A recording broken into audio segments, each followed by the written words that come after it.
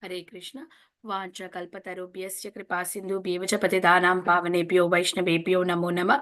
अनंत कोटि वैष्णव वृंद की जय. श्रीला प्रभुपाद की जय. Assembled devotees की जय. Hare Krishna. Please accept my humble obeisances. This is Vinita Gandharvika Devidasi from College Station, Texas, welcoming all of you to this mid morning. Thank you everyone for joining. Thank you Bala Vrinda for reciting chapter 13. May I know who all joined this morning?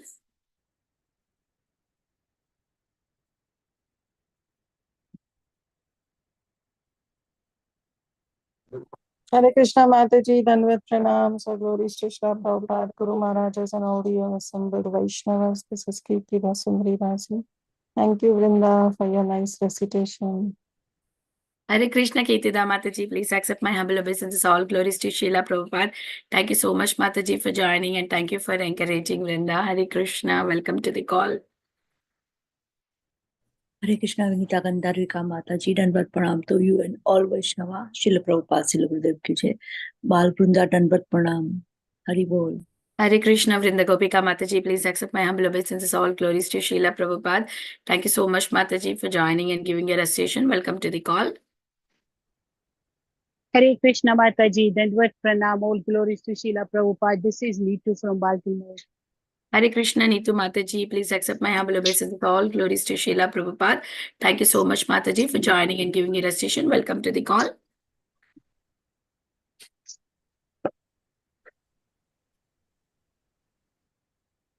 Is there anybody who would like to introduce themselves? Please go ahead.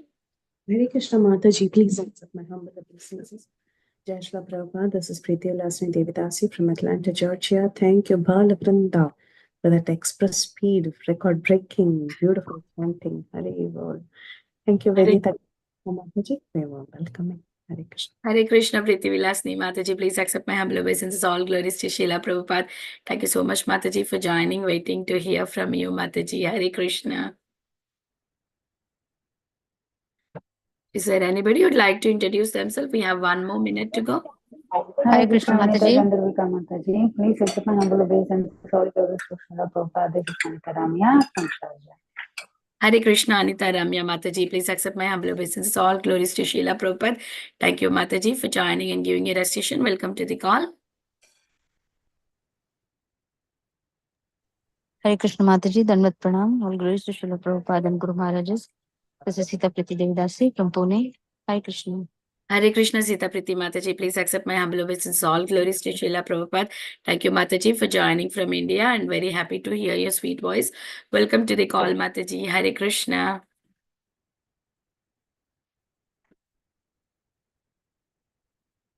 Yes, it's 10 o'clock. We'll start the recording here.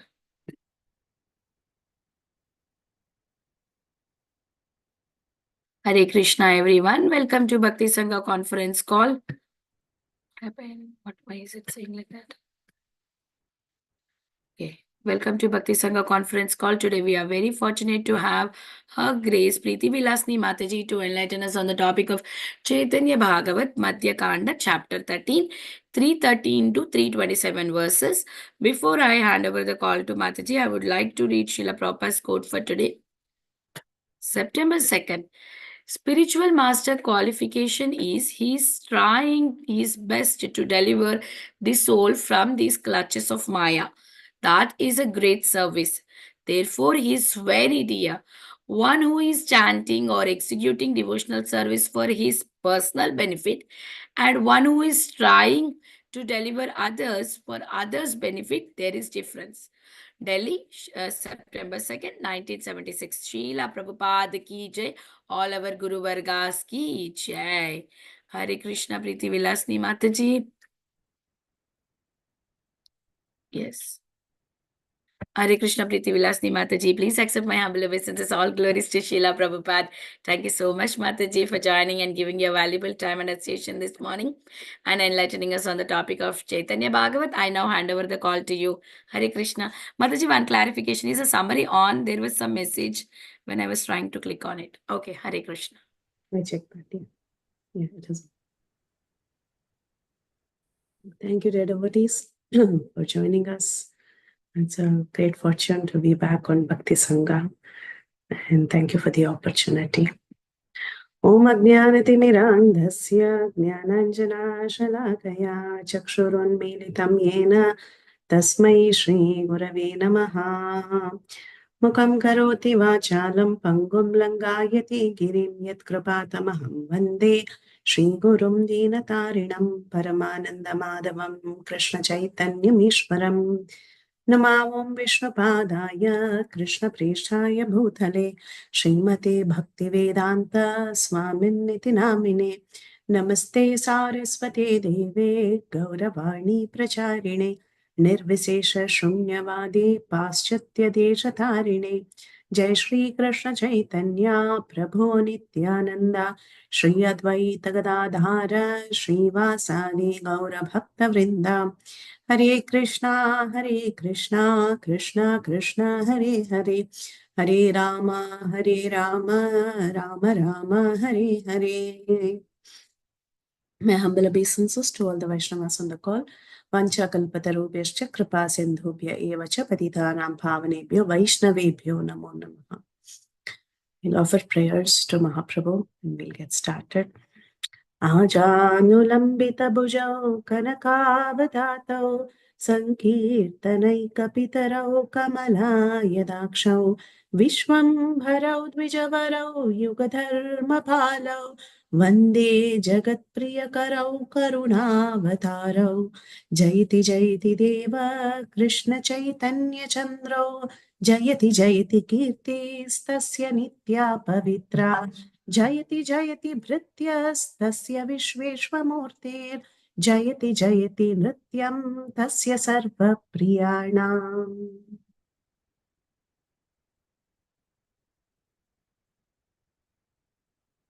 We will read from Sri Caitanya Bhagavata today, and it is Madhya Khanda, chapter 13, and this is going to be verse from 313 onwards. Sharing screen.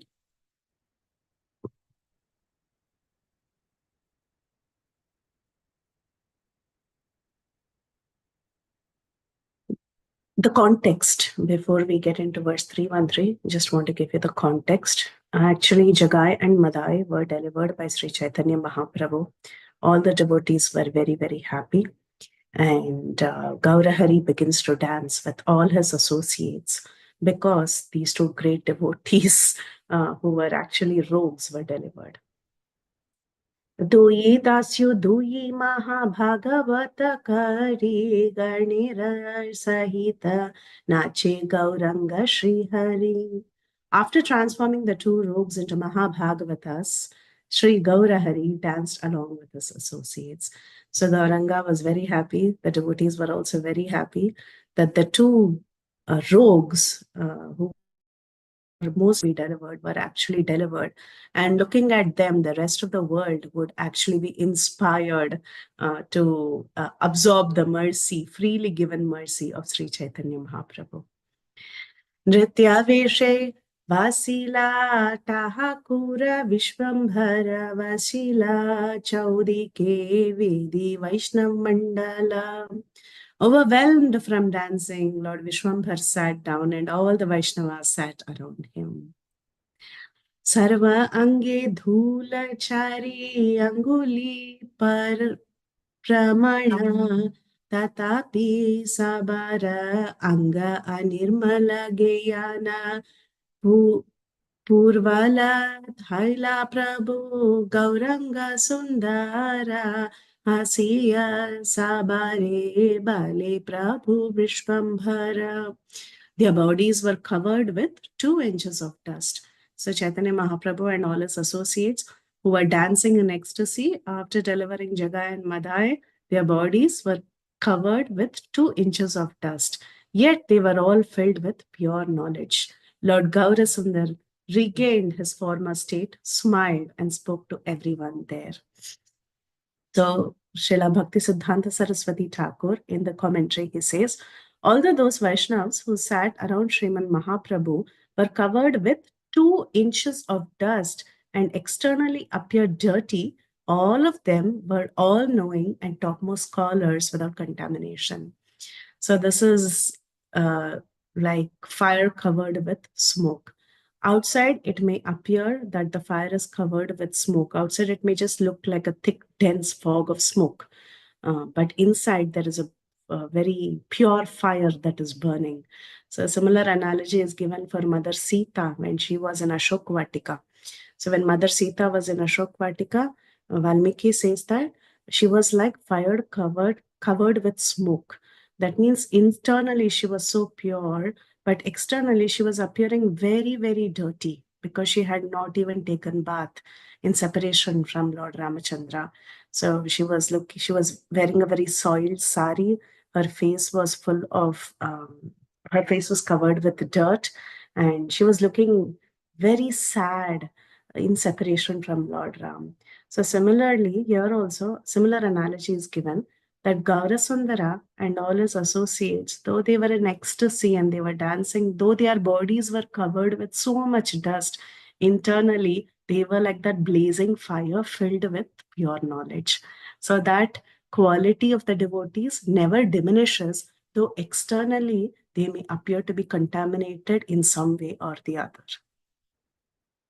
ये दुई ये रा पापी हे नाना करी हा माने ये दूरी ये रा पापे मोनी दाही लूना पाने. And Gaurasundar, he tells everybody, do not consider these two as sinners. I have personally burned their sinful reactions into ashes. So, Karanga Mahaprabhu is warning everybody, he's telling everybody, whatever may be the past of a devotee, it does not matter. Once he is delivered by the Supreme Lord, once he has taken up to the process of Krishna consciousness, he is to be worshipable. So, all of us, we have all come to Krishna consciousness after a very bad past, right? So, once it is very glorious. It is very glorious that we have accepted the process and we have taken up this process.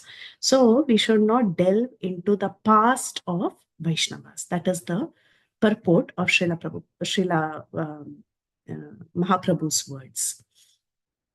सर्वदेहे मुनि करो बोलो चलो खाना तबे देह पाता याबे मुनि चलियाना. In the bodies of all the living entities, it is I who makes them act, speak, move, and eat. When I leave a body, it dies. So Mahaprabhu is telling everyone that he is the one who's controlling all the living entities. And he's in the living entity may have minuscule control, but the Supreme Lord has the ultimate controller. So the Supreme Lord lives as the super soul in all the bodies, and it is only by his power does an individual act, speak, move, or eat. Once the Lord leaves the body and the Atma also leaves the body dies. So in the purport, Srila Bhakti Siddhanta Saraswati Thakur, he says, when the living entity attains spiritual knowledge, he no longer maintains the three types of false ego. What are the three types of false ego? False ego in the mode of goodness, passion, and ignorance. So once a person has developed spiritual knowledge, there is no question of the three types of false ego. False ego means identification with the body. That is the basic definition of false ego. Okay, so the living entity, once he is awakened to spiritual knowledge, what does he do? He surrenders unto the lotus feet of the Supreme Lord and he becomes liberated. So once you are liberated, once you have surrendered unto the Supreme Lord, you will not be maintaining the three types of false ego. So here Mahaprabhu is trying to explain to all the devotees that Jagai and Madhai have now been transformed and they are surrendered to the Supreme Lord. So they are purified and we should not look at them from a bodily concept of life. And in the commentary, Bhaktisiddhanta Saraswati Thakur continues to quote a particular verse. He says, Diksha kale bhakta kare atma samarpan, se kale Krishna tare kare atma sama, se deha kare tara chidananda maya, aprakrita dehe tara charana bhajaya. At the time of initiation, this applies to all the devotees. At the time of initiation, when a devotee fully surrenders unto the service of the Lord, Krishna accepts him to be as good as himself. When the devotee's body is thus transformed into spiritual existence, the devotee in that transcendental body renders service to the lotus feet of the Lord. Okay? So at the time of initiation, when we go and surrender and when we say, Krishna, I am yours, then Krishna considers you to be as good as himself. After Gaurasundara accepted the bodies of Jagai and Madai to be as good as his own, whatever he had them do, whatever he had them speak, whatever he had them behave, and whatever he had them eat was favorable for the service of Vishnu. In this way, after turning one towards the Lord's service, the worshipable Lord takes his worshipper servant who leaves a body made of the 5 gross elements within the material world and departs. So the Supreme Lord accepts you completely once you surrender. So as long as you're transformed, as long as each one of us have taken up to this process of Krishna consciousness very sincerely, and we are engaging all that we speak, all that we see, all that we do for the service of Vishnu or the Supreme Lord, then he considers us as his and he takes us from this world, in the sense that we stop having this conception of I and mine. Our false ego is actually vanquished. 390. Ye dehe alpa dukhe jiva dhaka chade muni vina se deha padile nanade. The living entity cries out if he feels a little distress. But if I'm not present in that body, it will not even move when it's burned. So we all have bodily identification. And if somebody pinches us or somebody hits us, we feel some pain because we are identifying with the body. We think we're the controller of this body. But then the Supreme Lord is an ultimate control. He is the one who's actually making all the living entities even exist. Like we mentioned earlier, he is present as the super soul in all living entities. Only by his sanction, a jiva is situated in a body. All right. So if the Lord desires to leave the body, then automatically the jiva also has to leave the body. So the Lord is in total control and the jiva has minute control. Okay. So that's why Chaitanya Mahaprabhu is telling the living entity cries out if he feels a little distress. But if I'm not even present in that body, and if that body is burned, it will not even move. When a conditioned soul feels a little distress, he shouts loudly because of impatience. When the Lord and the devotee leave the body, it does not react even if burned with fire. The Lord is transcendental and has supreme consciousness, while the living entity is fragmental spiritual particles. So we are minute, the Lord is great. He is in total control. As long as one does not have the propensity for transcendental service due to the absence of Krishna consciousness, one gets controlled by the 3 types of false ego, and he continues to display his insignificant, minute independence. The proper use of independence is to become inclined towards the service of the Lord. But the senses of persons who are averse to the Lord's service are induced by 3 types of false ego to engage in pious and impious activities and more or less identify with material nature. So what is the right use of our minute independence? By using our minute independence in the service of the Lord. That is what we should be doing. But what are we doing instead? That is what he's explaining in the next verse. Text 320. Tabeye jivera dukka kare ahankara muni karum balom bali paya mahamara. But the living entity's distress is due to his false ego. He suffers miseries because he claims, I am the doer, I am the speaker. So this is everybody's story because we are identifying ourselves so much with this body. We are thinking, I am the doer, I am the speaker, misusing our little independence. Since the living entity who has become averse to the Lord considers himself to be a product of belonging to the material nature, the three types of false ego immerse him in an ocean of distress. He then becomes afflicted with the threefold miseries and proudly considers, I am the doer, I am the enjoyer. However, Mahaprabhu clarifies, yes, you are thinking you are the doer, you are the enjoyer, but don't forget it is me who is actually the doer. So we see 5 types of doers in Bhagavad Gita. Everything is happening in this world under the supervision of the super soul, right? Among the 5 doers. So in the next verse, Mahaprabhu says, Eteke yateka kaila ye dui janvari lana ani uhu chali nama apane. Therefore, the activities done by whom? By Jagai and Madai were actually done by me, Mahaprabhu is telling. And I have released them from the reactions. So what is Mahaprabhu trying to tell? So is Mahaprabhu telling that whatever activities Jagai and Madai did, I personally went and looted people, killed people, raped people? No, Mahaprabhu is not trying to tell that. Mahaprabhu is telling ultimately everything is in my control. Yes, I am the witness and I am the sanctioner. Okay. Even bad people also, whatever they are doing, the Supreme Lord remains a neutral witness and sanctioner. Why? The fault is by the person. Okay. The fault is the person. Krishna cannot be blamed for this. Krishna's act, say Krishna's responsibility in this world as the super soul is to be a witness and a sanctioner. So Mahaprabhu here he is telling, yes, I was a witness and sanctioner for all the activities done by everybody, not only Jagai and Madai. There are so many bad people who are doing multiple things. Krishna just remains silent.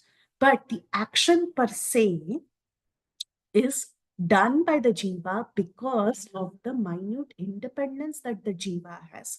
However, the ultimate sanctioner of every activity, everything that is happening in this world is under the supreme sanction of the Lord who's witnessing everything. So here in this particular verse, Sri Chaitanya Mahaprabhu takes personal responsibility.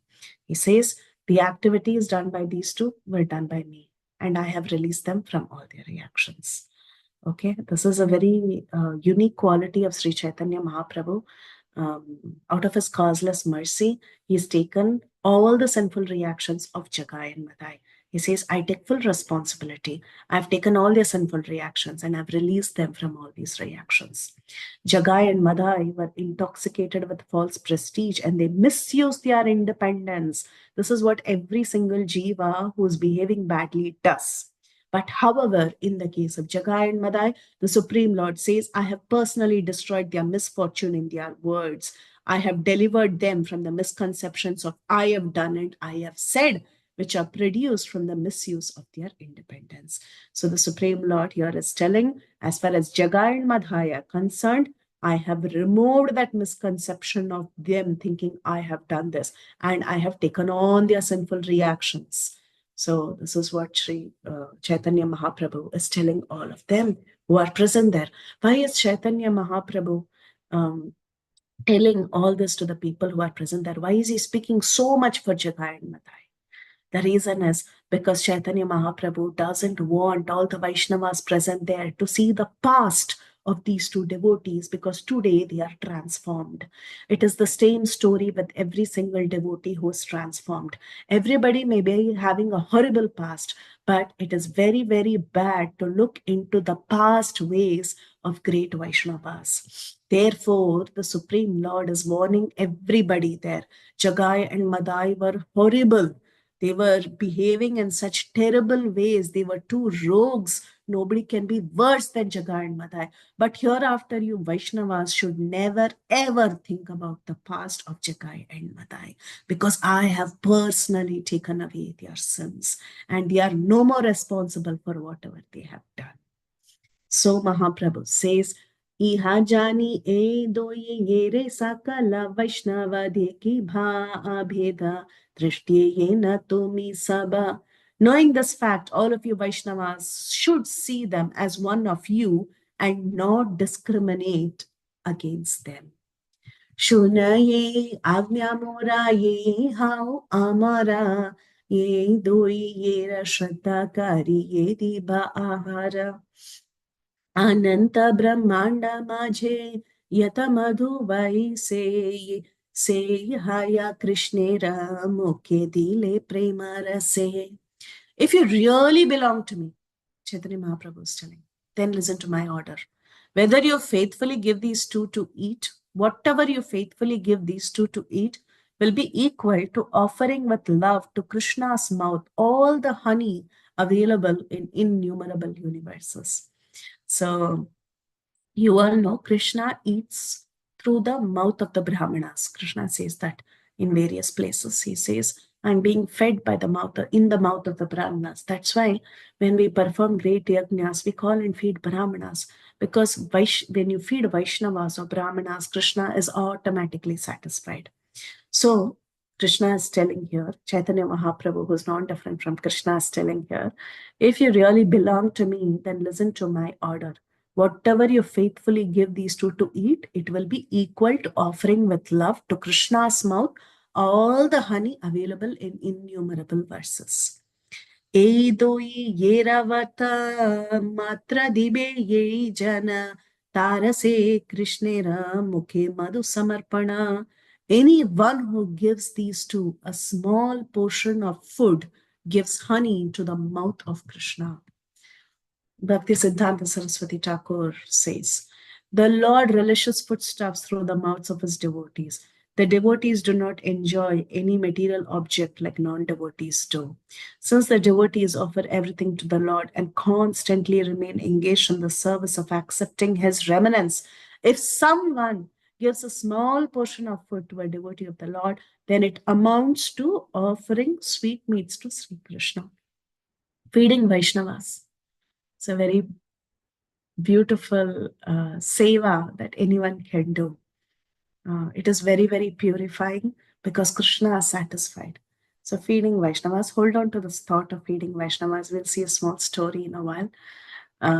It is so purifying that the heart of Krishna is extremely satisfied when you feed Vaishnavas. In this regard, one should discuss the commentary on the verse 2 to 8 of this chapter, which is already discussed. So we will move on. 326. Ei doi janare ye kariba parihasa ye duri ye dui yera aparaditara sarvanash. If anyone ridicules these two, he will be ruined as a result of that offense. So two instructions Mahaprabhu is giving. First thing, don't look at their past. Okay. So far, don't look at their past, Mahaprabhu has said. And he says now you're going to consider them as Vaishnavas. You have to feed them nicely. You have to take good care of them. More importantly, don't ridicule them. Don't make fun of them anymore. If anyone ridicules these two, he will be ruined as a result of that offense. Remember, Mahaprabhu said that that sins and all will go to the person who becomes an offender, and Mahaprabhu turns dark. In the previous verses, we saw that already. So Mahaprabhu is giving a strict warning not to make fun of them. Considering their previous sinful activities according to Nagna Matraka Nyaya, the logic that states, because of one's mother was naked in her childhood, she should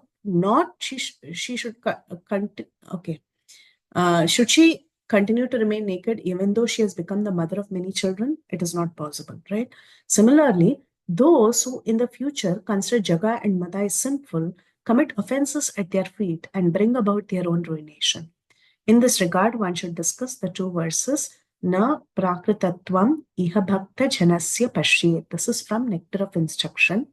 And Abhichet Suduracharo, everybody knows this. This is from Bhagavad Gita.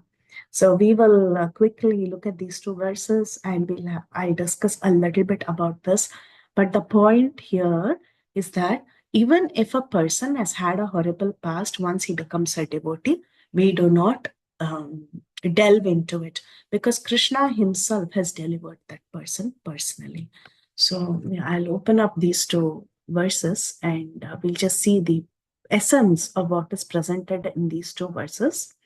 But before that, I will finish the last verse for today and then we'll go to these two verses. Once we finish these two verses and understand what Krishna says in the Bhagavad Gita as well as what is described in the Nectar of Instruction, then we'll have a quick warm-up game and then we'll hear a few stories of deliverance by the Supreme Lord.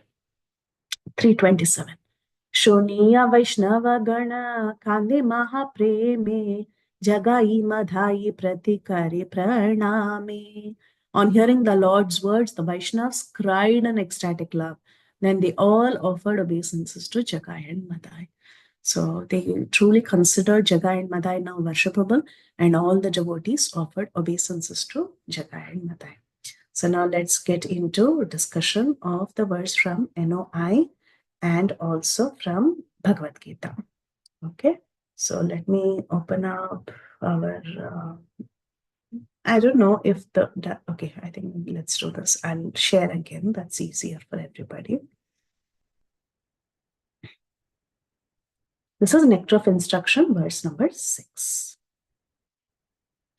Drishtasvabhavajanitairvapushascha doshair na prakritatvamiha bhaktajanasya pashyed gangambhasam na khalu budapena pankair brahmadaravatvam apagacchati niradharmai.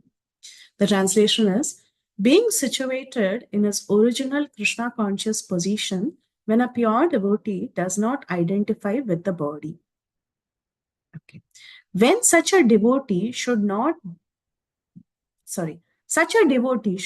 be seen from a materialistic point of view. Indeed, one should overlook the devotees having a body born in a low family, a body with bad complexion, a deformed body, or a diseased or infirm body. According to ordinary vision, such imperfections may seem prominent in the body of a pure devotee. But despite such seeming defects, the body of a pure devotee cannot be polluted. It is exactly like the waters of the Ganges, which sometimes during the rainy season are full of bubbles, foam, and mud. The Ganges water do not become polluted. Those who are advanced in spiritual understanding will bathe in the Ganges without considering the condition of the water. So sometimes it may appear that the Ganga is polluted. Of course, it is always appearing for many of us. The Ganga, Yamuna, and all these great pure rivers are actually seemingly polluted. But then a devotee doesn't see the external pollution because technically Ganga or Yamuna cannot be polluted. Right? It is always purifying. Ganga or Yamuna, the nature is that it is always purifying. Ganga comes from the lotus feet of the Supreme Lord. Yamuna is the waters in which the Supreme Lord actually performed so many pastimes. So it is always pure. Even if there may be some bubbles or some foam or some mud, still the Ganges water is never polluted and it is always worshipable. The same is with the devotee. Externally, whatever may be there, just sometime we saw the associates of Mahaprabhu and Mahaprabhu were dancing, right? But then their body was covered with 2 inches of dust. So does that mean that Mahaprabhu and his associates lost all jnana? They lost all bhakti? They lost everything? No, they are always pure. They are always full of jnana. That's what we saw in that verse. Similarly, when we see a great devotee, sometimes it may appear that he may have a different appearance. Like one person may be deformed, he may not have a leg. One person may be from a different, from a different jati or a caste, may not be from a Brahmin family, and he may not have a great history. He may not be from a great lineage. But still, these are all bodily identifications. Think about Haridas Thakur.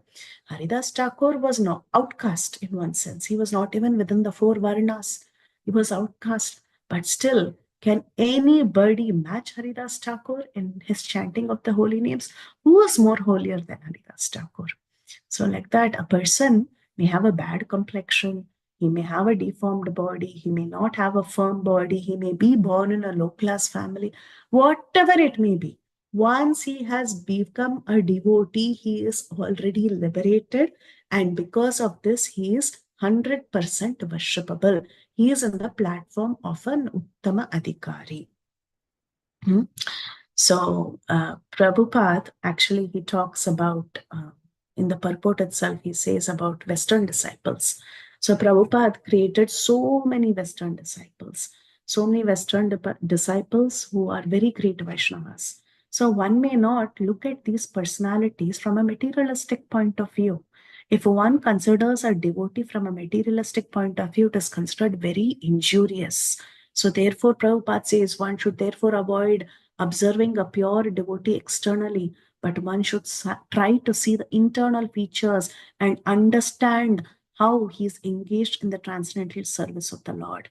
In this way, one can avoid seeing the pure devotee from a material point of view and thus gradually become purified himself.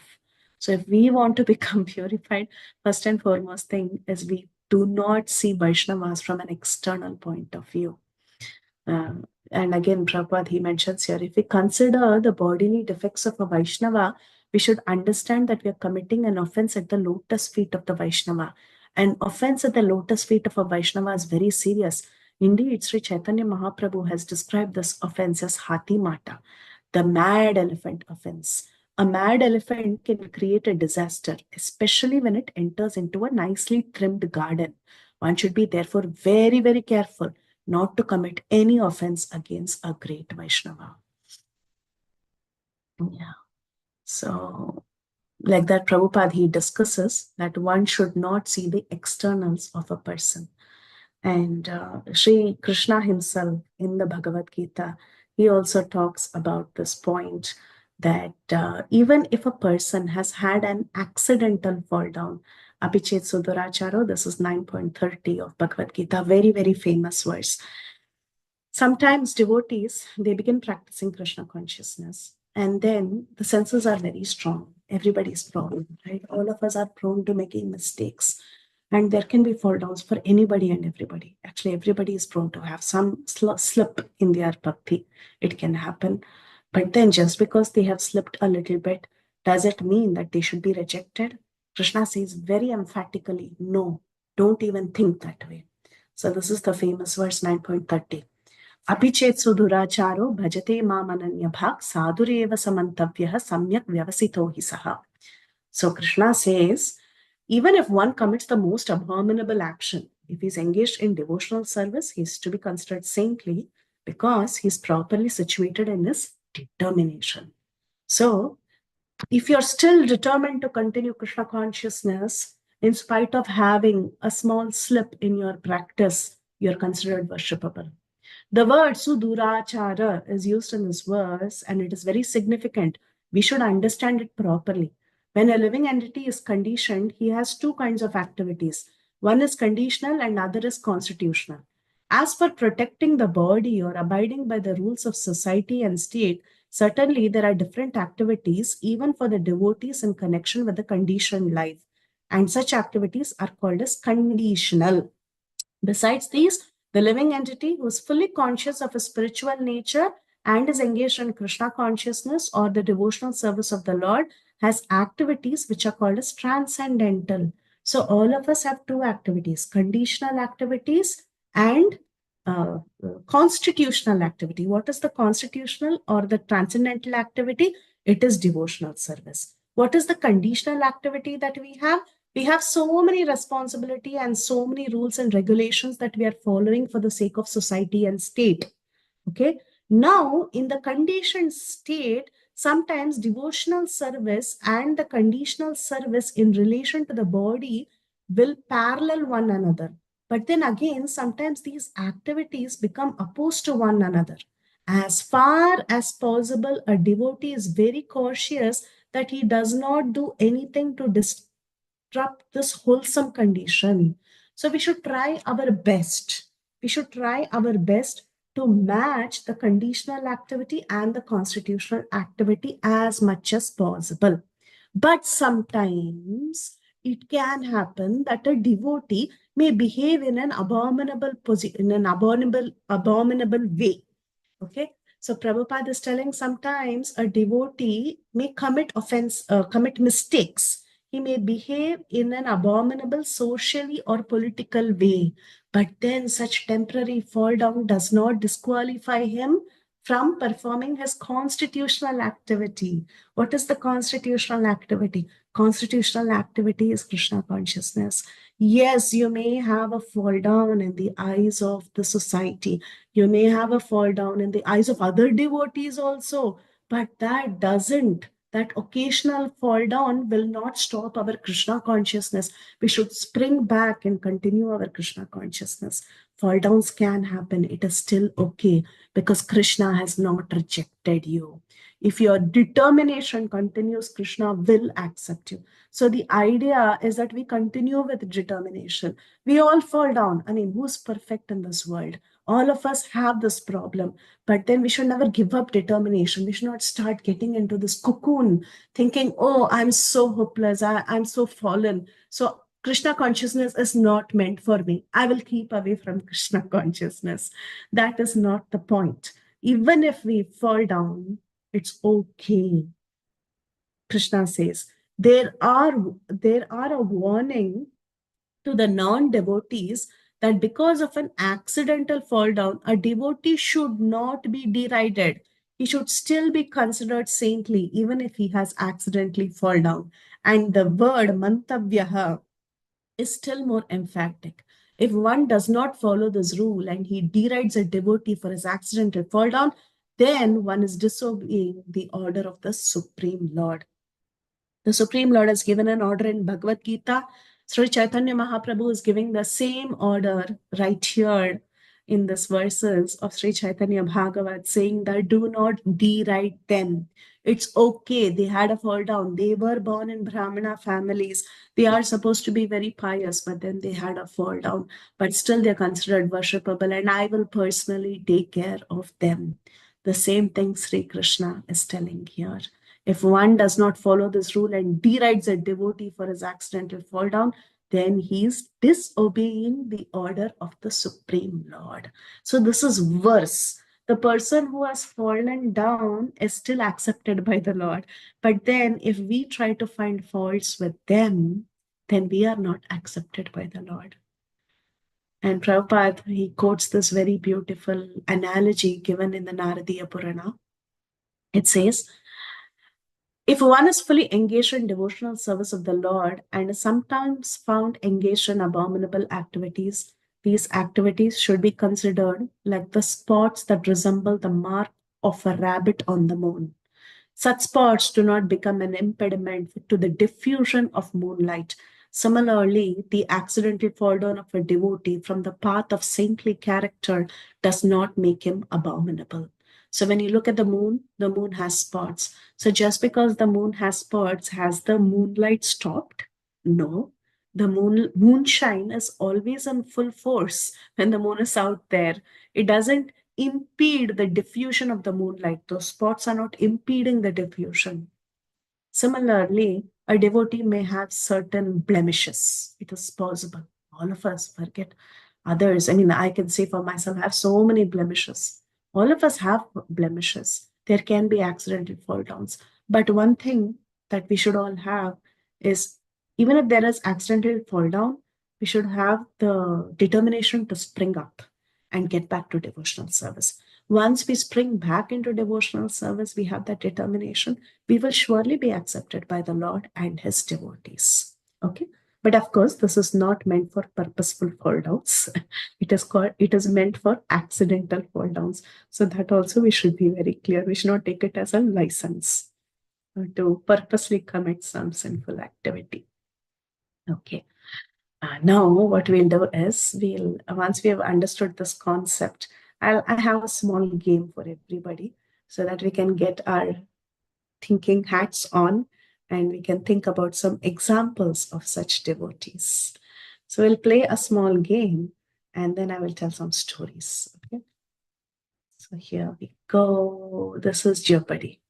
So I will start. You can raise hands who want to participate.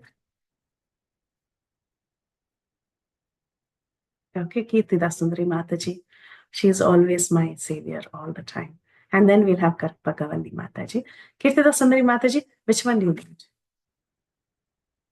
You want row 1, 2, 3, 100, 2 or 200?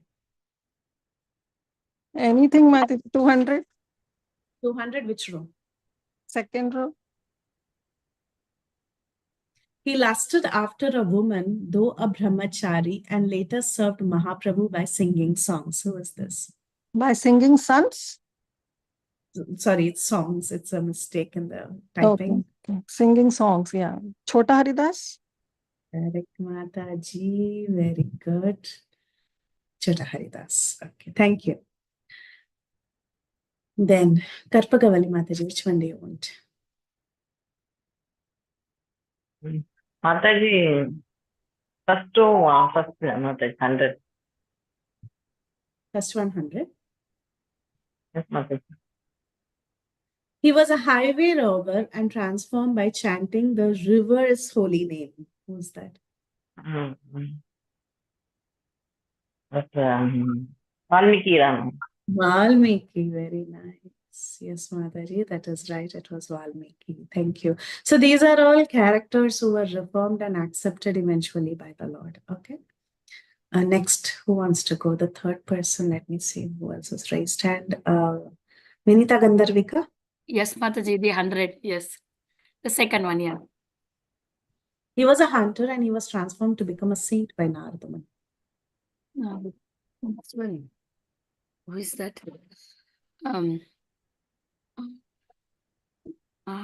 He was a hunter. Who kills the half animal, right? Your name. Ratnakar? Is that right? Did I say it right? Oh, who is that? Mrigari. Mrugari, yeah, Mrugari the hunter, yeah. Half killing animal, yeah. Yes, very nice. And the next person who has raised hand is, we have Parima. Parima Mataji, go ahead. Which one do you want? Mataji, which one is remaining now? I don't know. Three are remaining. Okay, 200, the last one. Oh, for first one, okay. He was allured by some, he was allured by some caste Brahmins to associate with a woman. Who was this? By some caste Brahmins to associate with women. Bhattadris, technically. He was allured by the Bhattadris. He's what? Chota Haridas? No. By the Bhatta. Oh, Kali Krishna. Kali Krishna Das. Kali Krishna Das, yeah. Kali Krishna Das, very nice. And then after, I think it was Akshar Prabhu. Oh no, Akshar. Yes, 200. They were transformed from blank to happiness by Srila Prabhupada. From blank to happies by Srila Prabhupada. What? Hippies. Hippies to happies, yes. Good one, Prabhu. Hippies to happies, yes. Thank you. So this is the example in today's world. In today's world, we can see how hippies were transformed to happies by Srila Prabhupada. And the last one, let me see who has raised hand.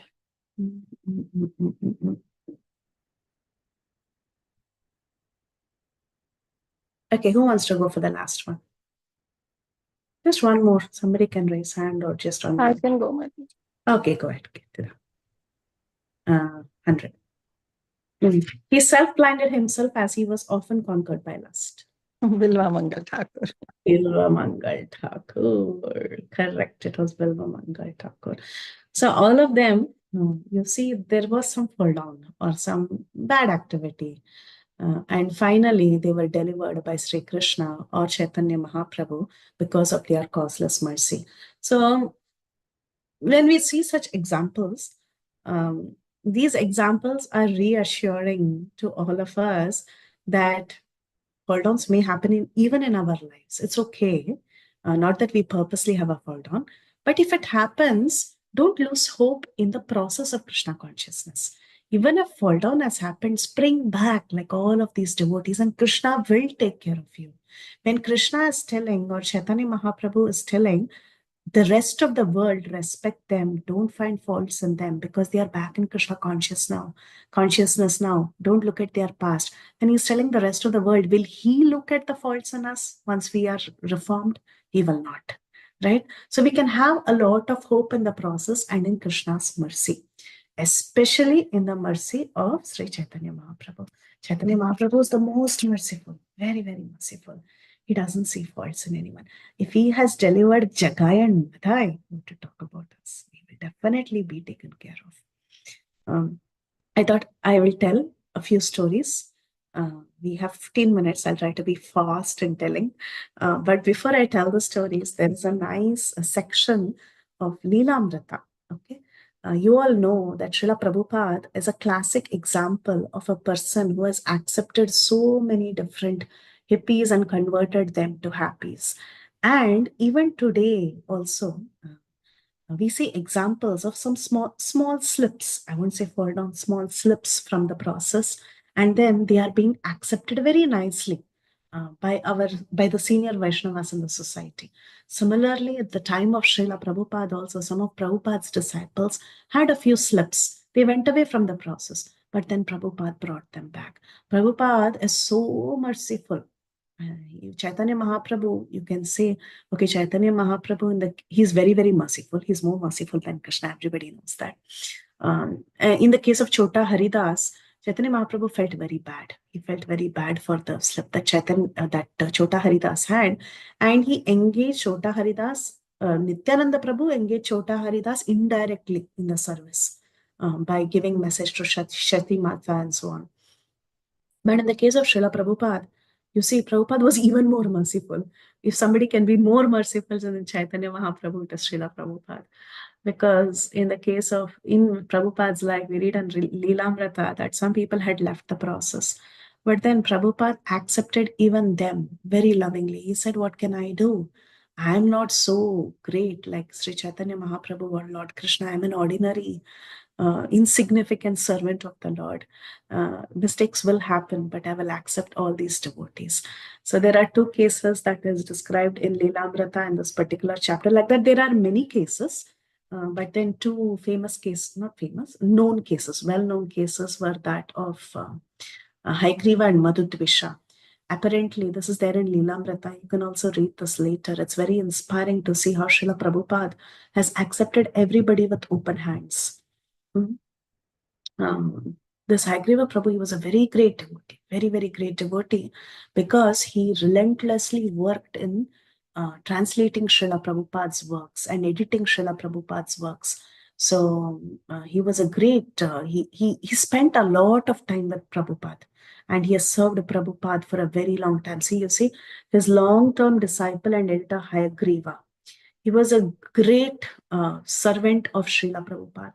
But then accidentally, it so happened that he was not following the regulative principles and he had to deviate from regulative principles and he had left also the process.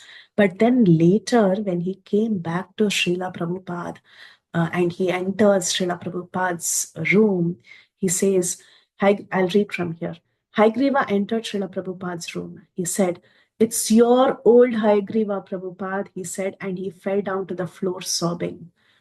What did Prabhupada do? He gave him a garland, and Prabhupada asked him, "How is your family and how are you doing?" Then, in the presence of other devotees, Prabhupada related how Haigriva had been sent by Krishna to help him spread Krishna consciousness movement all over the world. Look at the mercy of Srila Prabhupada. Prabhupada said, Krishna has sent him personally. He's glorifying Haigriva here. Just like how Mahaprabhu was telling, this Jaga and Madhya, they are mine. I have taken over their sins. So hereafter, nobody should disregard them. So like that, Srila Prabhupada, he was telling how Haigriva had been sent personally by Krishna to help him spread Krishna consciousness all over the world. When Haigriva said that he had never forgotten Srila Prabhupada even for a day, Prabhupada replied, "And I also never forgot you. I was thinking, has Haigriva gone away? I was thinking like that." And Prabhupada's voice broke, his eyes filled with tears, and he could not speak. Finally, he asked everyone to leave the room. So he accepted Haigriva immediately when Haigriva came back. Madhudvisha, this is another personality who was accepted by Srila Prabhupada. Madhudvisha's telegram was a resignation from GBC. Although he wanted to continue devotional service, he felt forced to resign due to spiritual weakness. The telegram gave no details, but Prabhupada heard rumors that Madhudvisha had an affair and he had left the temple. Prabhupada said that this was his godbrother's main argument against Westerners taking sannyas. They would not be able to maintain the strict vows. He said that a German godbrother of his had also caused disruption by his intimate dealings with women. At that time, Prabhupada said, "What can I do?" Prabhupada said very sadly, "I'm working with all third-class men, fools and rascals. These things are going on simply by Krishna's mercy." Prabhupada sent a telegram back asking Madhudvisha to come back and speak with him. Although he restrained his emotions, the devotees could see that he was distracted. It was another case of strong, affectionate bond for a son who had rendered wonderful service, a disciple whom he had patiently trained over the years. Again, possibility of Prabhupada's retiring from active management looked out for. Okay.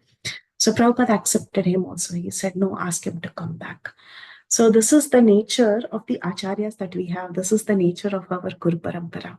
Accident fall downs can happen, but our Guru Parampara, so merciful, so merciful. They are ready to accept us with open arms. So whatever may happen, we come back, we spring back in Krishna consciousness. That is the only expectation Krishna has. Please be determined. Please come back. It's okay. And that is also the mood of our acharyas.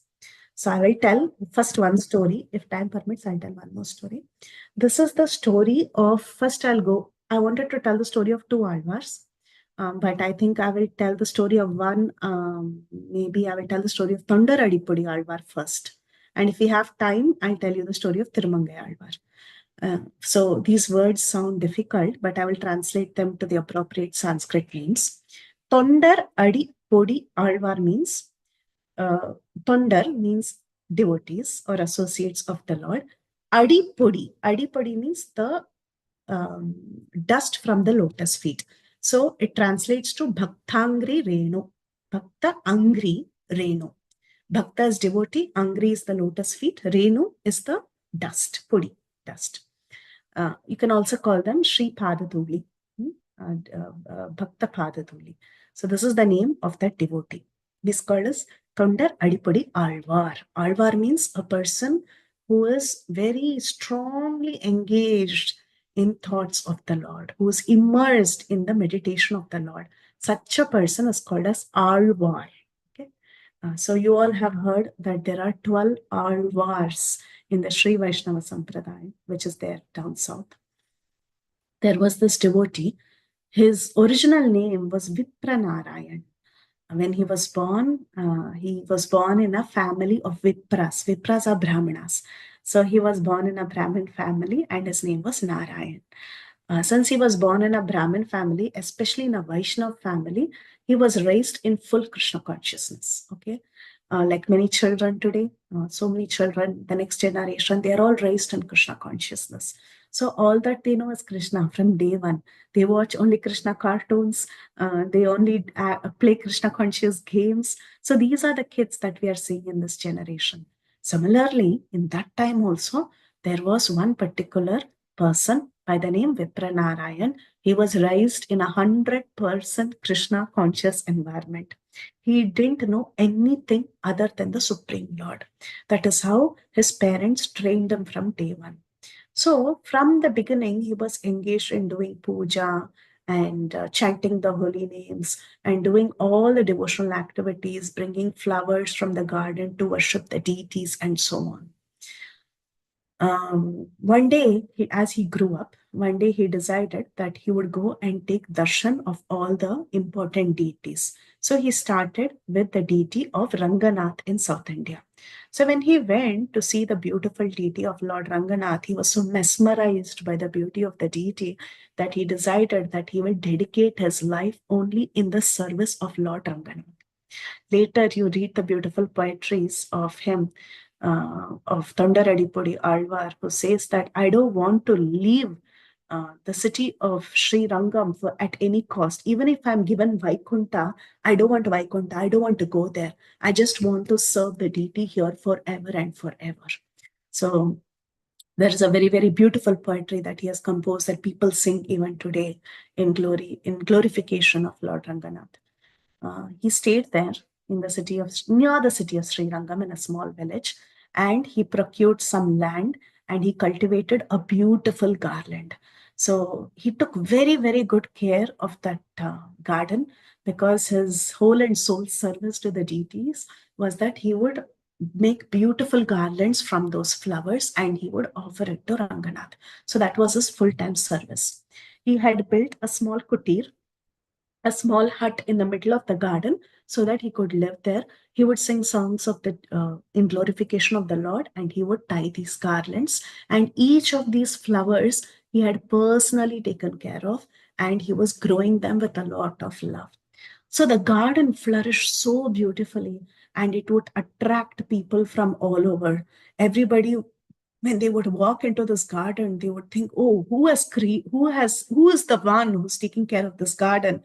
And they would often go to this hut and see this great sage, Vipranarayan, and they would pay their obeisances to him. One day, there were two ladies by the name Devi and Devi. Okay, two ladies, and they were dancers. So they would go from one place to the other and they would dance in front of the king for some money. So in ancient times, in many kingdoms, the kings would encourage art and culture, and they would pay a good price to performers. So these two ladies, they were great dancers, and they were known for their beauty and dance all over that region. And they had come to the nearby kingdom to meet the king.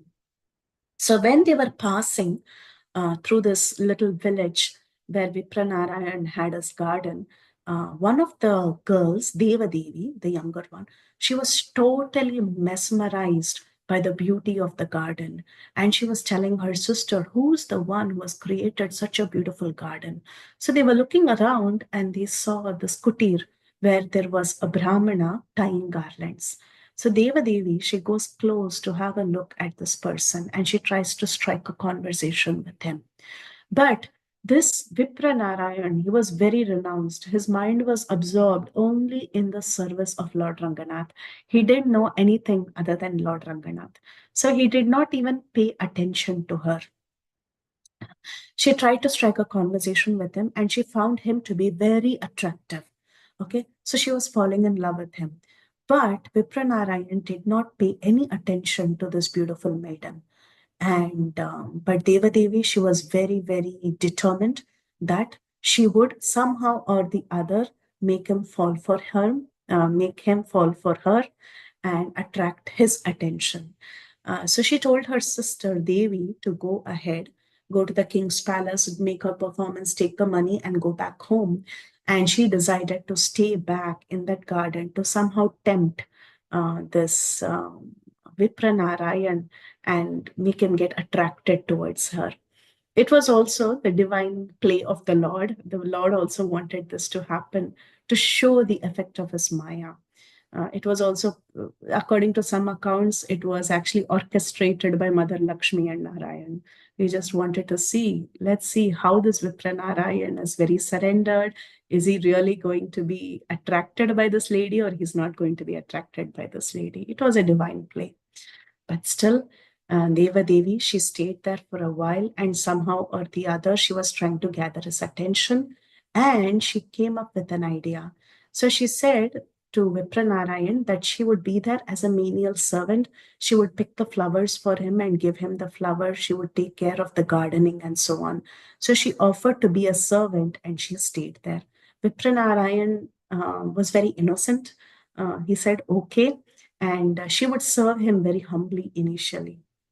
But then later on a rainy day, when it was raining terribly outside, she would stay outside the hut. She never entered the hut.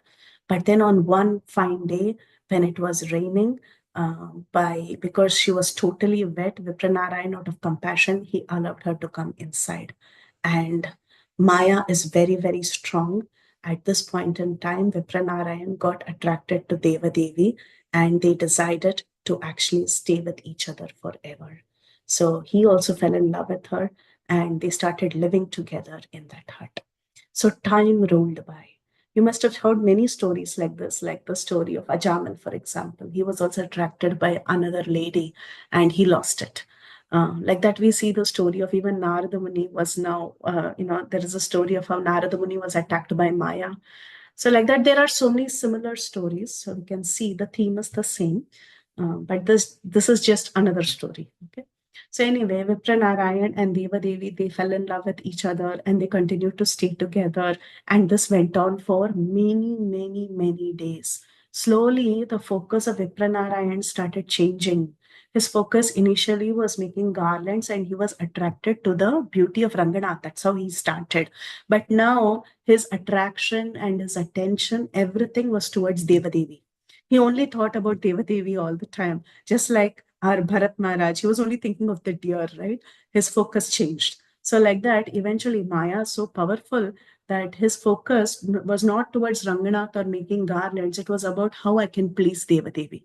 That was his full-time activity. So this went on for a while. And one day, Devadevi said that I want to go and visit my mother's house. So her mother and her sister were there in another village. So she said, I want to go there because it's been a while and I've been living with you for too long. Then Vipranarayan said, see, I cannot be separated from you even for a second. Okay. So I will also come with you to your mother's house. And Deva Devi was a little hesitant because she knew her mother's attitude. Her mother was very particular about money. She was always very particular about how her daughters would bring back money to the house. So now if she knows that she's going to have a son-in-law and this son-in-law doesn't have any income, she will not allow the son-in-law to enter the house.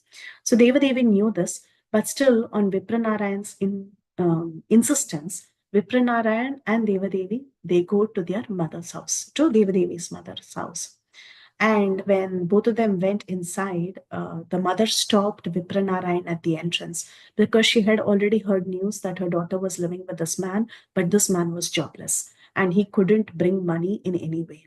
So she stops Vipranarayan at the entrance and she tells Vipranarayan that you cannot enter this house. Maybe my daughter can come inside, but you have to stay outside only because you are worthless. You can't even bring a penny to this house.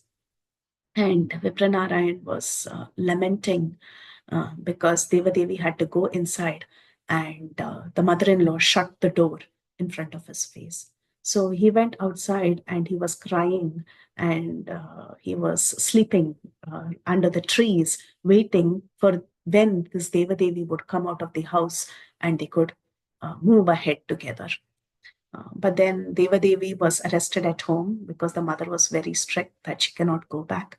She was arrested at home and Vipranarayan was lamenting in separation from Devadevi for a while. Then the Lord appeared in the dream of Vipranarayan. But before that, what happened was, before the Lord appeared in the dream of Vipranarayan, the Lord decided that he would somehow continue this game that he had orchestrated. Vipranarayan was outside. He was crying in separation from Devadevi. And what the Lord did was, that is Ranganath, he dressed like the disciple of Vipranarayan. He took the form of a small boy and he goes to the house of Devadevi's mother and he knocks on the door. So when Devadevi's mother opens the door, she sees a small boy holding a beautiful silver bowl, okay, that was sparkling. And the boy held out the silver bowl and he told Devadevi's mother, I am the disciple of Vipranarayan. At this point in time, Vipranarayan was deep in sleep, okay? He was deep in sleep and he was suffering separation from his loved Devadevi. But then the boy who had gone was none other than Lord Ranganath in the form of a small boy, and he was holding the silver bowl and he was giving it to the mother of Devadevi, telling her that I am the disciple of Vipranarayan and Vipranarayan asked me to give this bowl to you. Okay. And the mother was very, very excited because this fetched a lot of money. That silver bowl was very expensive and it could fetch a lot of money. So she was super excited and she tells the boy that hereafter this man, this son-in-law of mine, he can come inside the house. Okay, so some servants were sent to go and search for Vipranarayan, and Vipranarayan was brought into the house of Devadevi's mother. So now Vipranarayan, he came inside and he embraces Devadevi, and he's so happy that he can now again continue to be with Devadevi.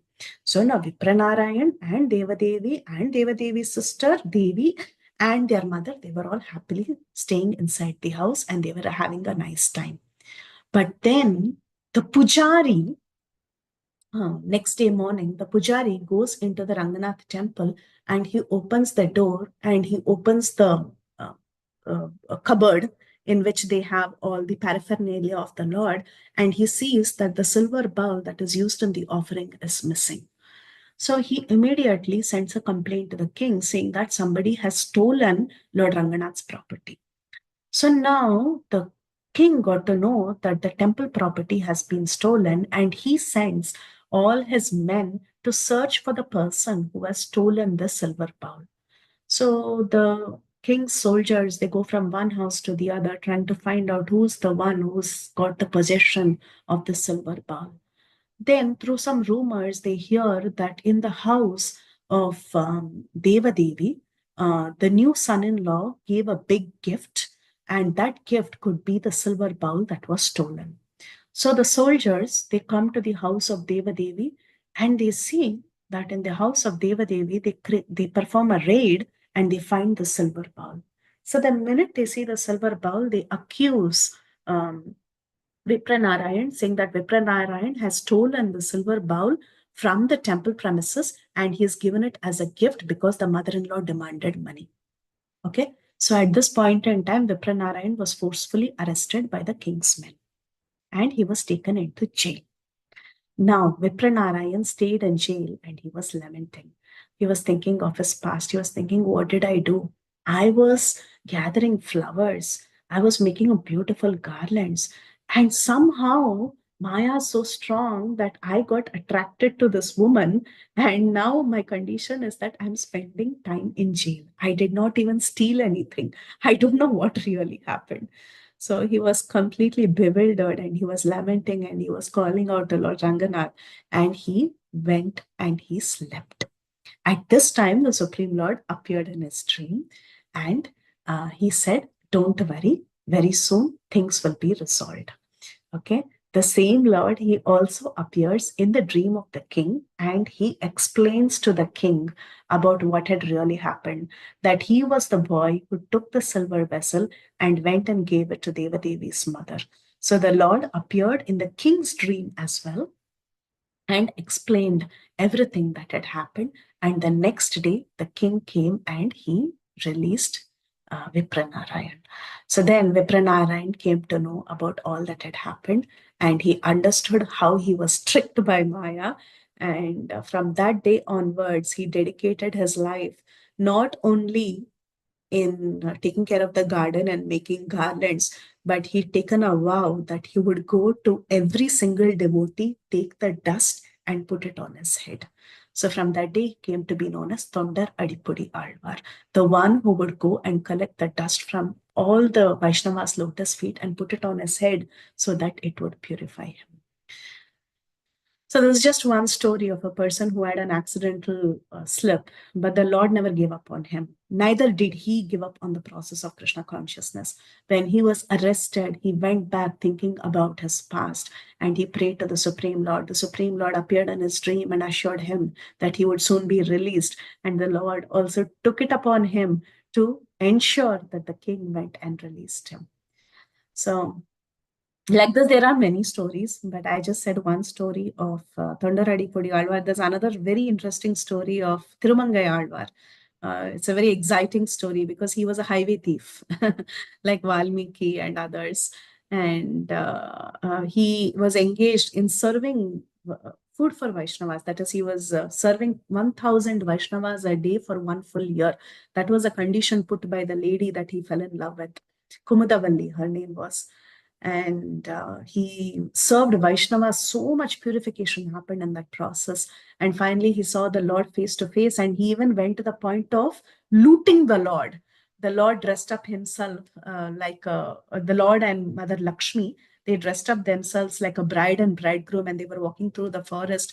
And this Tirumangai Alvar was such a notorious person that he was a highway robber, and finally he even decided to loot the Lord. And how? By touching the Lord's lotus feet with his mouth, and by serving so many Vaishnavas Mahaprasadam every day, he was purified and he was completely reformed. That is another story. Maybe we can have it some other day, but that's a very exciting story as well. So the idea is that our literature, Vedic literature, is filled with such stories, because it is not that only this person had a fall down, maybe that devotee had a fall down, maybe in that temple only two devotees had a fall down. It's not like that. Everybody at some point in time, we will have some slips, okay, from this process. But remember two things. That's what these verses are telling us. Always remember two things. One is never give up the process of Krishna consciousness. Always spring back. And when you have that determination, Krishna will personally take care of you. Okay? And Krishna never gives up on his devotees. Chaitanya Mahaprabhu will never give up on his devotees, and our Guru Vargas will never give up on us. So if we have this faith and we continue, we all can be delivered someday. Okay? So I'll stop here. And if you have any questions, comments, realizations, you can go ahead and go. Any corrections? That's also good. Yes, Anita Mataji. Krishna Mataji, thank you so much, Mataji, for this wonderful class. So I just felt it's like a kind of hope-giving class. We are constantly saying that when there is a fall down, accidental fall down, to underline it. So, but still the Lord will come and save us. And so I was just thinking, fall down, but then you said accidental fall down, not intentional fall down. So I was just thinking on that. So because it happens with me so many times, even doing the devotion is going on one way, and as you were saying, the constitutional portion is going in one way, and even this conditioned life is going in one way. So it's really very difficult to balance on that, Mataji. And so coming to this story, so it's you were saying Vipra Narayan had a slight fall down. How to take that, Mataji? Maybe because of this. As you said, it must be the arrangement of the Lord, but still, can we take that maybe some tinge of karma was there, so that's why he had to go through this? Mataji, karma is one thing, Lord's Leela is one thing, but the underlying point is that our senses are very strong. Okay. So our senses are very strong. We are thinking we have taken up to Krishna consciousness. I am advancing. Well, that is okay, but it's very strong. Senses will keep pulling us. Yeah, that's what I was saying. Balancing is really very tough for me in my case. I'm saying I can realize that the senses how much it's just a second, a millisecond, I can say. So in no time the senses is going away. Yes. So yeah, then how to take this one, Mataji? Like it's only pure arrangement of the Lord. Right? We have to endeavor, Mataji. We have to try our best. Okay. How do we endeavor? Of course, we surrender unto the Supreme Lord in a humble way. We endeavor. We don't endeavor with pride. If we endeavor with pride, Krishna will ensure that we have a fall down. I mean, it's not Krishna will not ensure, we will have a fall down. But we have to endeavor with humility, depending on the Lord. So even for small thing, I can't do fasting and all. But if at all I decide to fast, by my endeavor, I know it's not possible. What we can do, we can pray to the Lord. We can say, oh Lord, I would like to do this fast. You please empower me to fast. So like that, we have to depend on the mercy of the Lord. Okay, that is a constant thing. We should not think that I'm doing it by my capability. I am capable of restraining my senses. at the same time, we should also put in our endeavor. We should not freely succumb to it. That is the idea. Okay? Just like Damodar Leela, they say your endeavor and the mercy of the Lord both are important, right? Like that. Even conquering our senses, we try to train our senses to be engaged in Krishna consciousness only. Okay, we try our best. But sometimes our senses are very demanding. We may have a fall down, but then spring back, learn and accept and move on. Okay. Right. Yeah. So I just heard in one of the Prabhupada's lecture that once you come into this Krishna conscious, then there is no way to go out. So that's actually, so even the Maya is pulling us, but still there is a look back. Oh, I'm here also. Then what I will do now? I cannot go here or here. So it's like standing in the middle. So I don't know, somehow one day it Those will are get settled. Yeah, standing in the middle happens to everybody. Those are temporary patches, Mataji. It's not permanent. Permanent is when you go to Krishna. Temporary fall downs, temporary patches of being here and there. Oh, I need this, I need that, I need this, I need that. Those are temporary. Okay. It's not going to be there for too long. But our attraction to Krishna is the thing that is permanent. Yeah. Okay. Thank you, Mataji. Yeah, Hare Krishna. Karpakavalli Mataji. Hare Krishna. Thank you, Mataji, for the excellent class. Mataji, I'm my place, my father's place is near Srirangam. From my childhood, I'll go to Srirangam always, and the place is really wonderful, Mataji. Another thing I want to say, the story you told, no, it is in that from new Tirumal Perumai.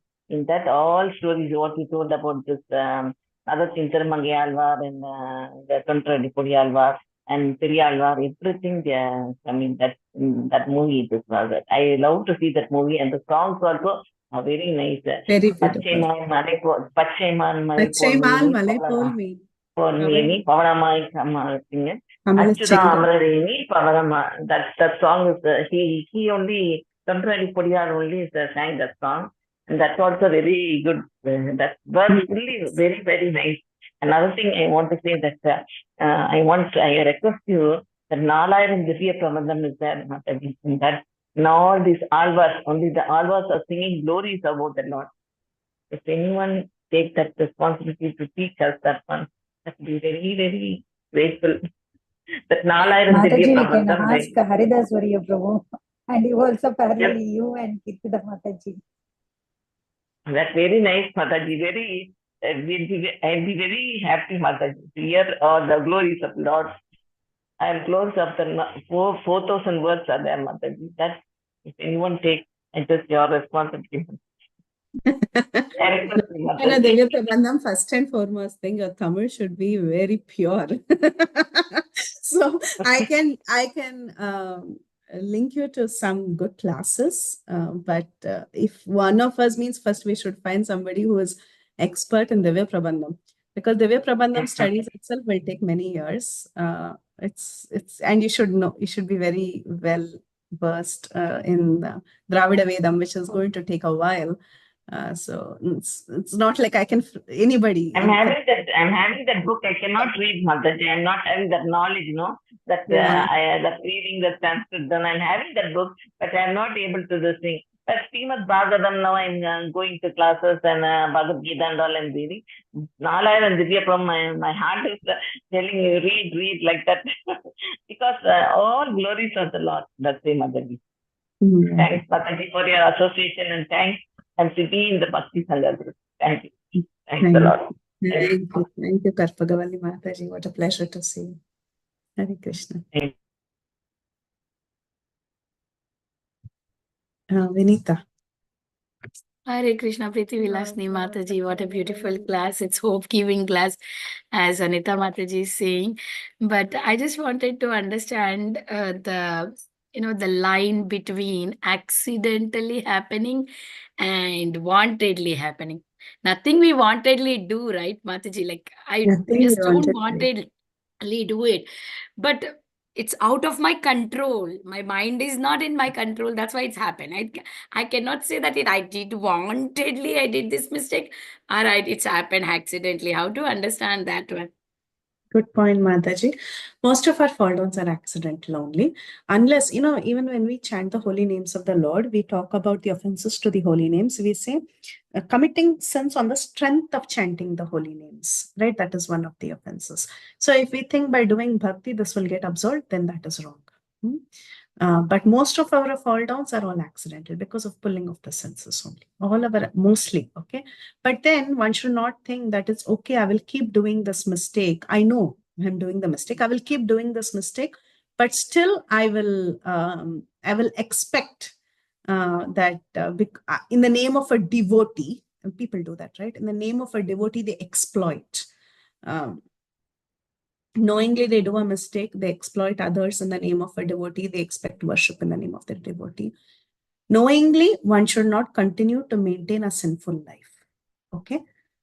Sometimes accidental fall downs can happen. One should spring back. Knowingly, in the name of being a Vaishnava, one should not perform sins. You understand what I'm saying, Mataji? Yes, Like Mataji, I understood, Mataji. also many times. Yeah, I understood, Mataji. That Mm. we know that we committed a mistake, but then you just don't take like, okay, I'm doing mistake, let it go like that.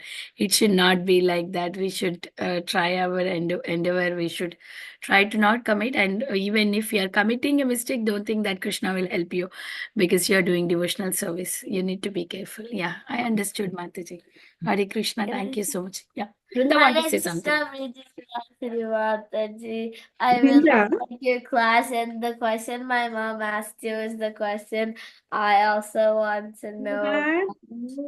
I want to know what will happen if we commit a mistake. It's okay. Krishna will forgive you. Okay. Krishna is very compassionate. He loves you. Thank In you, your Mataji. in your tiny brain, you're thinking so much, right? So Krishna will think, oh, this baby, what can she do? Krishna loves you. Okay. But you should not keep doing wantedly, that Krishna will forgive you. It's okay, Mataji. She's okay. Thank you, Mataji. Hare Krishna. Very good. So Shilpa Mataji. Hare Krishna Mataji, Danvat Pranam, all glories to Srila Prabhupada. Thank you, Mataji. Thank you for the nectarian. Sorry, I joined late, but I've relished the stories that you mentioned and the takeaways. Thank you so much, Mataji. Thank you, Bhakti Sangha Japa Conference, for creating this association, much needed. Association, much needed. I strongly believe in association, Mataji. Mataji, I have one small question, kind of clarification. Is it that as you mentioned in the start of the story, it's a game between Lakshmi Devi and then Narayan, and to see how reacts. So is it like Krishna looks how we try to use our free will in handling the situation? Is that how it works? Because all the jivas are coming from Krishna, right? And then yes, we forget and it's all masked and so forth, but we have that free will. So is it endeavor in the sense using that free will, right? Yes, Mataji. Yes, Mataji. And Maya is very powerful. That is the other thing, we cannot take it too lightly, these two things. So Maya is very powerful. Be aware and use your free will diligently. Yes. Because simple example, this morning we celebrated Janmashtami in ISKCON Tampa, and then there was a Facebook live link shared. I was trying to, because we were in multiple services, I wanted to view and relish what happened through the live, recorded live. And then as soon as the live is done, Facebook would recommend all those stuff, other stuff which comes in. Slowly, different. So my free will is getting used by something, right, Mataji? Then after like 1 hour is completely lost. I don't know where it's gone. So it's like my free will is 1 hour.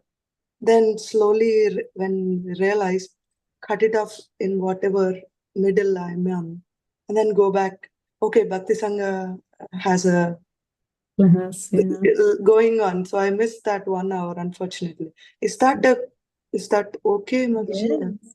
It happens with everybody, but then, like you said, you decided, okay, Bhakti Sangha is having a class. Let me just stop this and let me come. So, yes, it happens with me too. I've done that so many times. I just get lost, and then I'm like, what did I do? See, small things in our lives, they are exactly Minute, subtle things, Mataji. That's where, can I relate that to free will? Yes, of course, it's our free will. The senses are calling, free will is acting, we are going. Okay, Yes. thank you, Mataji. Yes. Thank you, Mataji. It's all interconnected, you know. All of this are interplaying nicely in our lives. Yeah. Got it, Mataji. Thank you so much, Mataji. Hare Krishna. Thank you. Nice seeing you, Mataji. Hare Krishna. Kirtida. Hare Krishna, Mataji. Beautiful class, excellent session, nice story time, nice play time. Enjoy your plays always. Mataji, the second story that just narrating in short, you could make out that I heard the same story from a Vrajavasi. Tirumangai Alvar story? That a name I don't know. Ah. What's the name, Mataji? Once again, I want to ask. His name is Tirumangai Alvar. That is the name he got. The title he got. Because place called Tirumangai Madam, he did this devotional service of feeding 1,000 Vaishnavas. It was a demand by the lady that he fell in love with. He fell in love. Okay, I'll tell you short in a better way. I'll tell the story. So this Tirumangai Alvar, basically, his birth name was Neela. Neel. Okay, that was his. I heard from the Neil point of view. Yeah, Neel. No Vrajavasi. Okay. His name was Neel. Okay, that was his name when he was born. Why was he named Neel? Because he was darkish in complexion, and he was actually a commander-in-chief of the king's army. And because he was he was so successful and so valorous, he was given a small kingdom to rule, like a small county to rule. Okay, by the main king, he was given a small county to rule, and he became a king, very successful, very valorous. And even if you see his deity also, he always has a spear with him. Okay, that's how you see Tirumangai Alvar. He's the only one with a weapon with his wife. He's always with his wife. So I'll tell you what happened. So he was a ruler of that county, and he would go on expeditions, and he would always win the wars and all that. One day, like this, when he was going out on an expedition, he went to a nearby village where he saw a very, very beautiful girl. Her name was Kumudavalli. How did he see who's this girl Kumudavalli? She was actually an Apsara. It so happened that there's a temple in that area. Okay, I forget that locality has so many temples.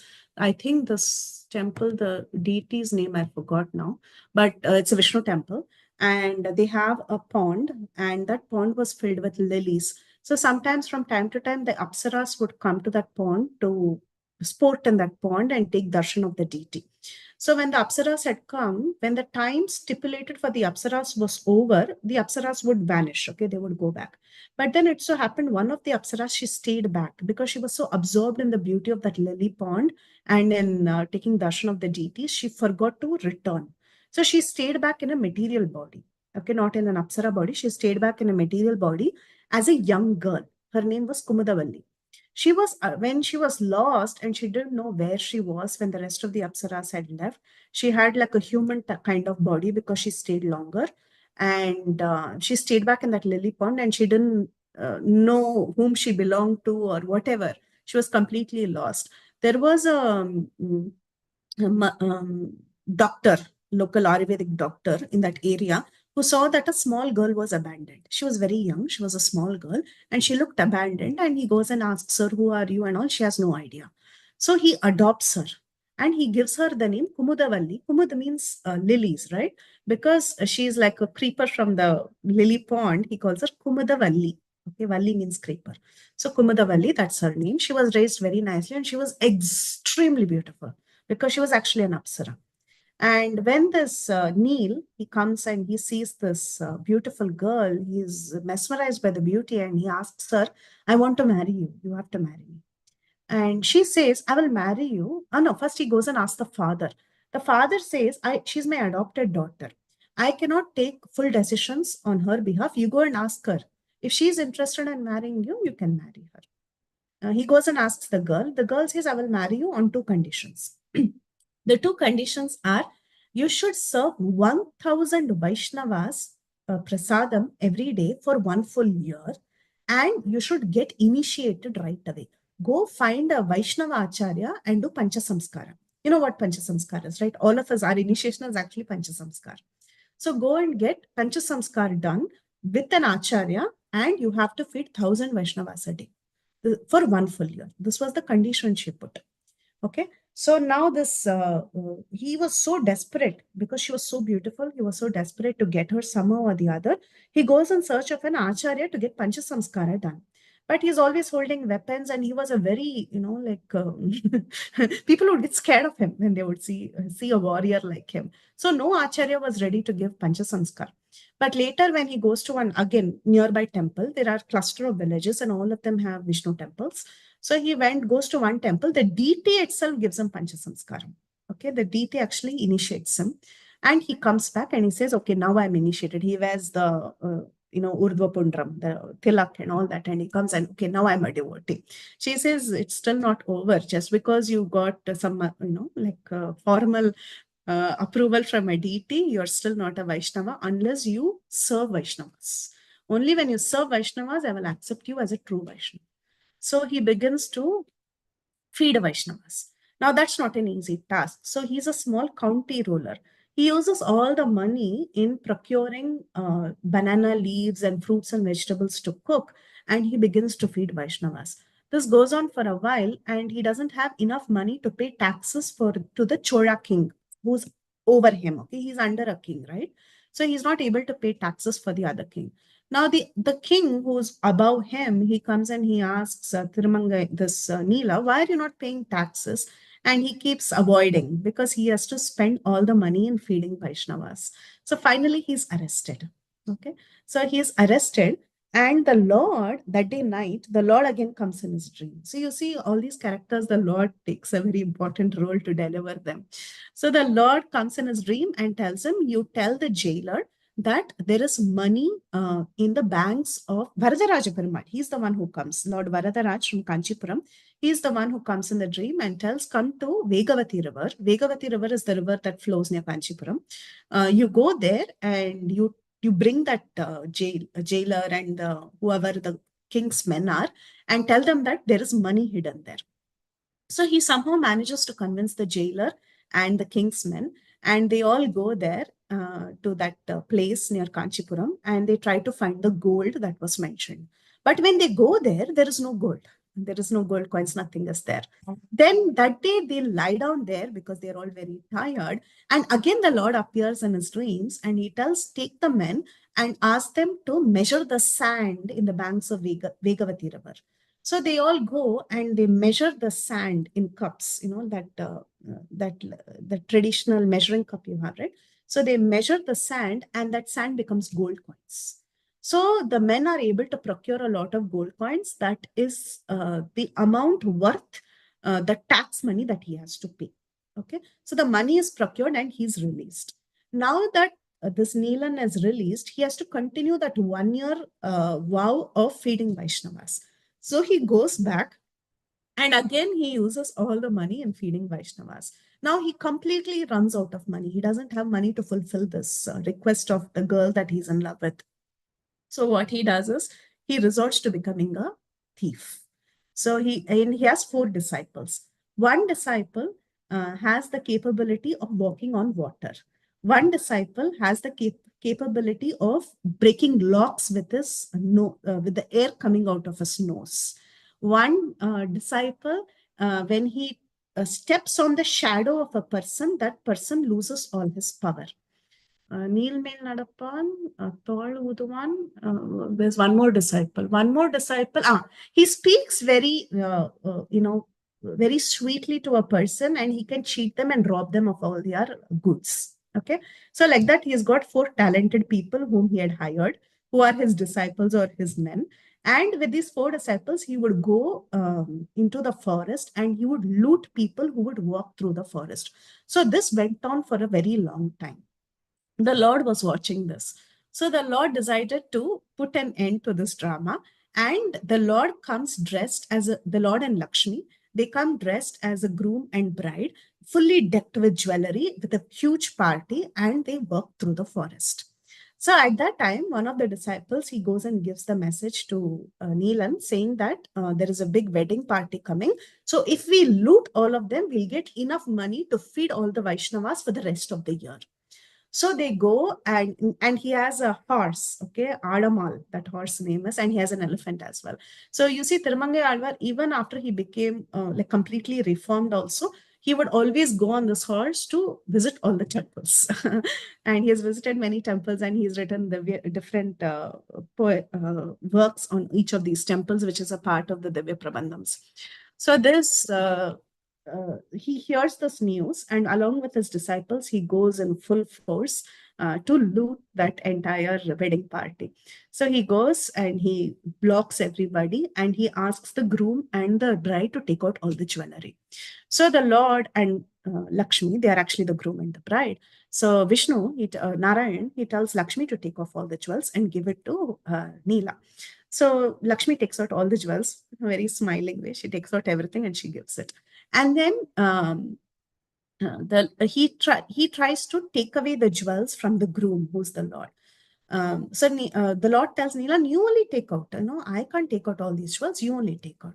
So he goes touching the body of the Lord. He takes out all the jewels, and finally he comes to the touring of the Lord. Okay, like how women wear touring as a mark of marriage, in ancient times men would also wear touring as a mark of marriage. So the Lord tells, this touring I can never take out. If you want to take out, you try. It doesn't come out easily.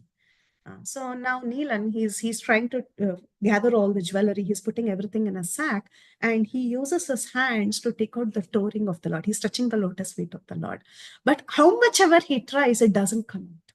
So he decides this hand is not enough. There's no force in this hand. He uses his teeth, his mouth, to pull out the touring from the Lord. And when he goes and he smells the lotus feet of the Lord, just like the Kumaras, his mind gets transformed, and he's just not able to take off that ring from the Lord. And then he thinks, okay, let me leave this touring with the Lord. And but somehow his mind is changing at this point in time, and he tries to lift the sack that he has tied up with all the jewels, and he's not able to lift it. It is so something has happened. He's lost all his power. He's not able to lift that sack. And he looks at the groom, he looks at the Lord, and he tells, what did you do? Did you cast a mantra? Like, sometimes with some mantric powers, you can take out the energy of a person, or you can ensure that sack becomes so heavy that you cannot lift it. So he asked, did you cast a mantra on this? Whatever is the mantra, you have to tell that mantra to me. So that's when the Lord calls him, and he tells Namo Narayana mantra in his ears, and he's completely, removed of all his sinful tendencies. He becomes purified. Already he smells the lotus feet of the Lord. And now the Narayana mantra, he hears directly from the Lord himself. His initiation process becomes complete, and he becomes completely purified, and he gives up this way of life. And the Lord helps him complete his vow, and later marries Kumudavali.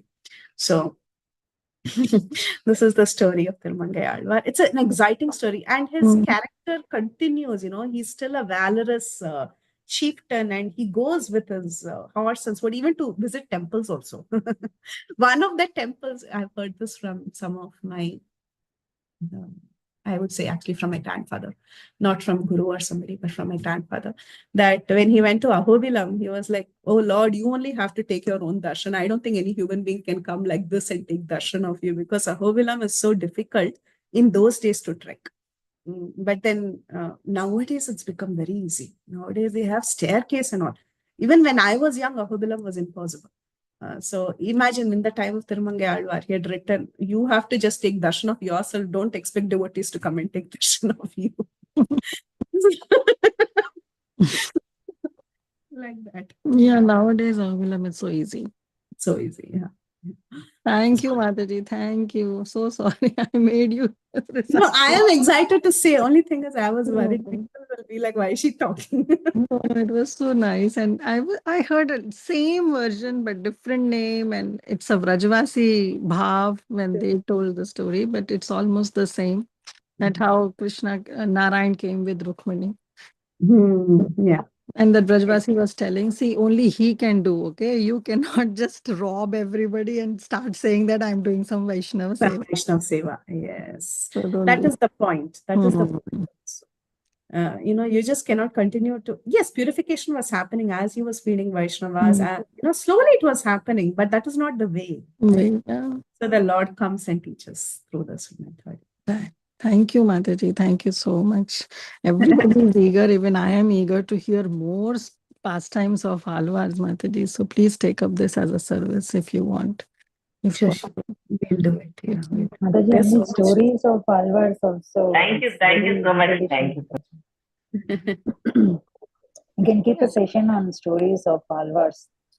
Yes, we'll do That it. will be very Parima helpful Mataji for. requested that Mataji in the chat box, if you can give the classes on the series of Alvar. Yes. Yeah.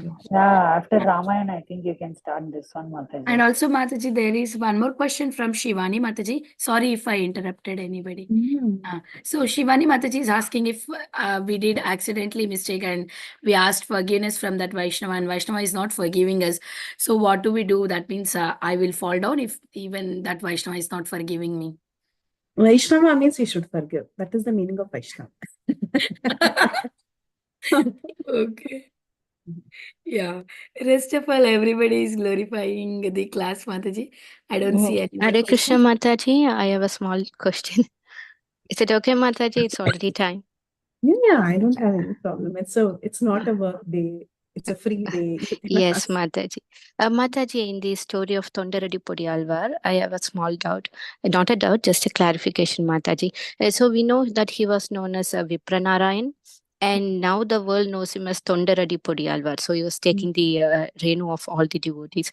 So he was doing Mala Seva, making garland to the Lord. And then after this incidents all take place, he then started taking the Tuli of the devotees. So, like, how did that shift happen, Mataji? Did some acharyas advise him, or he had a thought and he did like that? I have not read of a story where the acharyas advise him or something, but I just know that he's decided to just take the Dastro Vaishnavas to purify himself. That's all. I don't know if an acharya came and told him that he should do it. I'm not read of it. Maybe if you have read or you've come across it. I also don't know, Mataji, because that is a term the world knows him now, right? Tondaradi Alvar. So, like, how did he get that thought? Did he read somewhere, or did somebody guide him, or he had the own thought? That was my question. I had that doubt. Thought, because I think Vaishnavas, they all know the magic of dust of lotus feet. So I am assuming, it's an assumption, of course, I am assuming it's his own. He just thought, let me purify myself with the dust of Vaishnavas. Okay, Mataji. Mataji, one more small doubt, Mataji. When we talk about free will, I'm asking about the acharyas in a line, and all the acharyas in all the sampradaya. When they are fully surrendered to Krishna, they are so elevated souls. So they follow the steps of or the will of Krishna. Like Prabhupada for say, he always followed the will of Krishna. So do they have free will, or do they act on their free will, or they totally so what does a surrendered soul do with free will? Yeah, we use our free will in the service of the Lord. So free will doesn't mean always using it against the service of the Lord. Free will also means using it in the service. Free will. I have the will to use my senses in the service of the Lord, or I have the will to use it in a different way. So that is my free will, right?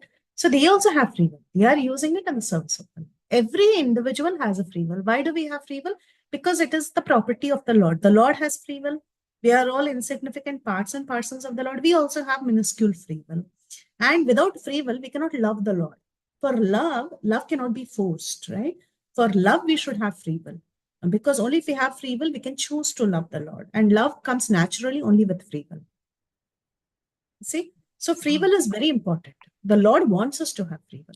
But how we use the free will, that is the Oh, the free will is for loving the God. That's so nice, Mataji. Yes.